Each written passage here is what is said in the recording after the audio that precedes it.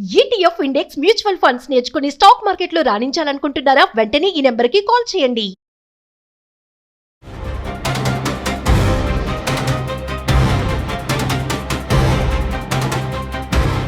నమస్కారం అండి. నేను మీ నండి రవికుమార్ని. సుమన్ టీవీ వీక్షకులకు పునఃస్వాగతం. చాలా మంది ఈ పుకారు మీద పుకారు, ఏది ఎంత నిజమో ఎవరికీ తెలియదు, ఊహించలేనటువంటి విషయాలు కానీ ప్రశ్నిస్తున్నారు కాబట్టి జవాబు చెప్తున్నా.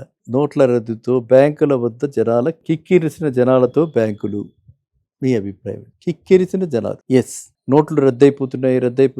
500 రూపాయల నోట్లు కనిపించవు, 200 రూపాయల నోట్లు కనిపించవు, 100 రూపాయల నోట్లు కనిపించవు, 50 కనిపించదు, 20 కనిపించదు, 10 అయితే చాలా తగ్గిపోయింది ఆల్రెడీ. ఇలా కనిపించవు అని చెప్పి ఒక పుకార్లు వస్తున్నాయి.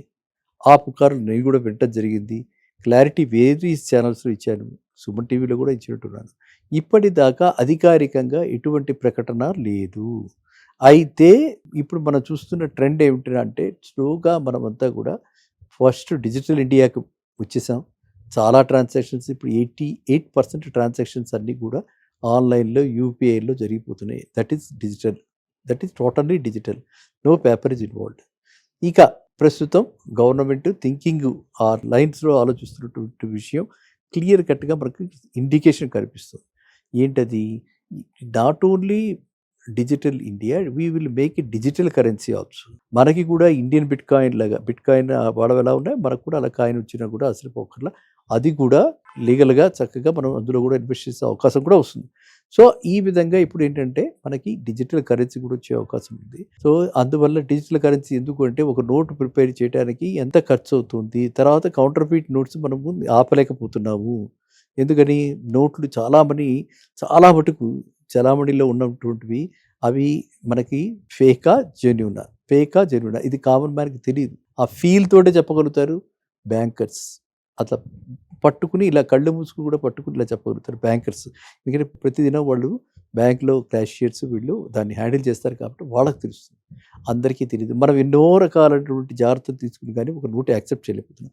ఈ ఫియర్ లేకుండా అందరికీ చక్కగా నోట్లు రద్దు చేసేసి అందరికీ ఎయిదర్ కాయిన్స్ రూపంలో కానీ లేకపోతే డిజిటల్ కరెన్సీలో కానీ ఒక బ్యాంక్ నుంచి ఒక బ్యాంక్ అన్నీ ఇంటిగ్రేట్ చేసేసి కామన్ కేవైసీ పెట్టేసి అకౌంట్లన్నీ కూడా మిళితం చేసే ఆలోచన, పెద్ద ఆలోచనలను బట్టి ఇలాంటివి రెవల్యూషనరీ చేంజెస్ కూడా మన ఇండియన్ ఎకానమీలో రాబోతున్నాయి అన్నది వినికిడి.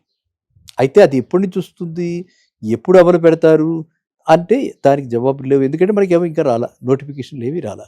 కాబట్టి మీరంతా కూడా ఏంటంటే, మనకి మామూలు సామాన్య మానవుడికి పర్వాలా, ఎవరికైతే మనం హోర్డింగ్ చేసి 500 రూపీ నోట్లు అలా పెట్టుకుని ఇంట్లో డబ్బాలు పెట్టుకున్న వాళ్ళు, కట్టలు పెట్టుకున్న వాళ్ళు ఉంటారు. వాళ్ళు మెల్లమెల్లగా ఇప్పుడు ఈ బ్యాంకుల చుట్టూ వెళ్ళి అలా ఇప్పుడే మనం చేసేసుకుంటే, గతంలో మనకి 2000 రూపాయల నోటు, 1000 రూపాయల నోట్లు గతంలో మన క్యాన్సిల్ చేసి రద్దు చేసి డిమానిటైజేషన్ డ్రైవ్ పెట్టి మోడీ గారి గవర్నమెంట్లో ఎంతో అందరి ఇళ్ళ నుంచి బయటకు వచ్చేసేలా చేసే సర్క్యులేషన్లోకి వచ్చాయో, ఆ విధమైన డ్రైవ్ ఏమన్నా వస్తే అప్పటి వలే మళ్ళీ మనం ఇప్పుడు కష్టాలు పడతామేమో, ఎంత లిమిట్ పెడతారో ఏంటో తెలియదు. కాబట్టి ఈ విధమైనటువంటి పుకార్లతోటి ఈ డబ్బులు కొంచెం వరకు చలామణి అంటే బ్యాంకుల్లోకి వచ్చేస్తున్నాయి. అది ఒక సంఖ్య మంచిదే, కానీ ఎవ్వరూ భయాందోళనకి గురి కాకండి. ఇంకా ఏ రకమైనటువంటి నోటిఫికేషన్ రాలేదు, ఇంకా మనకి దీని మీద పూర్తి స్పష్టత లేదు. స్పష్టత వచ్చిన తర్వాత ఖచ్చితంగా కొంత టైం గడువు ఇవ్వటం జరుగుతుంది.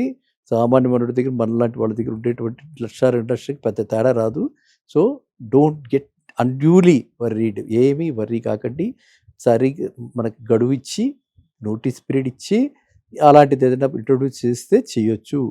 మనం కూడా దానికి ప్రిపేర్డ్గా ఉందాం, అందరం కూడా ప్రిపేర్డ్గా ఉందాం, సంసిద్ధులై ఉందాం. అండ్ ఇంకా ఏమిటి, దీన్ని ఆహ్వానిద్దాం. Easy to carry.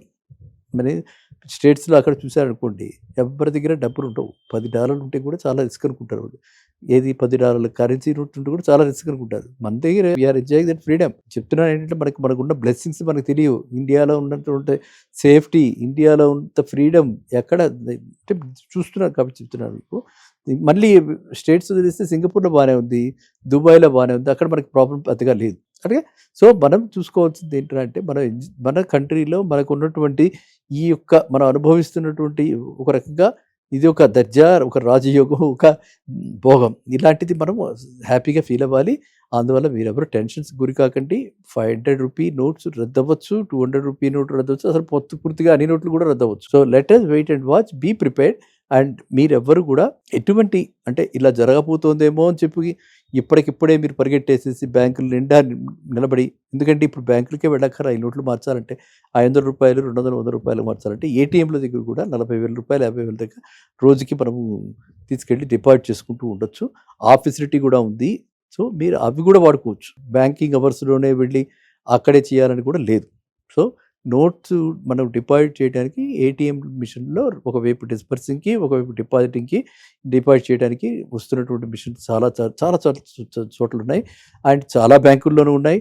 అండ్ ప్రధానంగా నేను ఎస్బీఐలో చూశాను చాలా చోట్ల. అదేవిధంగా ఐసిఐసిఐలో, అదేవిధంగా వేరే బ్యాంక్ యాక్సిస్ బ్యాంక్లో కూడా చూశారు. అలా రకరకాలుగా స్టాండ్ అలోన్ ఏటీఎంలో ఇలాంటి నోట్ డిపాజిట్ మిషన్స్ కూడా ఉన్నాయి. ఓకే, సో కాబట్టి మీరు అక్కడికి కూడా వెళ్ళి మీరు నిజంగా అంత లెవెల్లో నేను చెప్పినట్టు చూసారా 2 లక్షల దాకా పర్వాలేదు, అంత బియాండ్ దట్ ఉన్నప్పుడు మీరు ఇలాంటివి కూడా ఇప్పటి నుంచి కూడా జాగ్రత్తగా ఉండండి. ఓకేనా? మళ్ళీ కలుద్దాం నెక్స్ట్ వీడియో. నమస్కారం.